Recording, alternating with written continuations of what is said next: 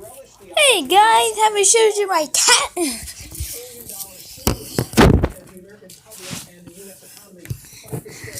Cashmere. Cashmere. Includes sending checks directly to individuals and families. Well, 10 days ago, I tweeted that President Trump would want green signature on all the checks sent to Americans if a coronavirus relief bill passed. And then I doubled down on my prediction a couple of days ago when I opened my mailbox and I got, that postcard, which had Cashmere, come here. Come here. and on the other side, it was described as President Trump's coronavirus Sketching post. guidelines for America. Now that the relief Woo! Woo! Woo! Mr. Trump has told people he wants This is Cashmere's bed.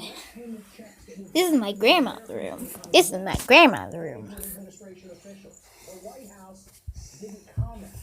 Here to discuss on the phone is David Axelrod, former Cashmere. advisor to President Obama. Here. David, it occurs to me that if a check shows up in the mailbox of a family of 4, it could be 34. Hey, is it fun if I give Cashmere a treat?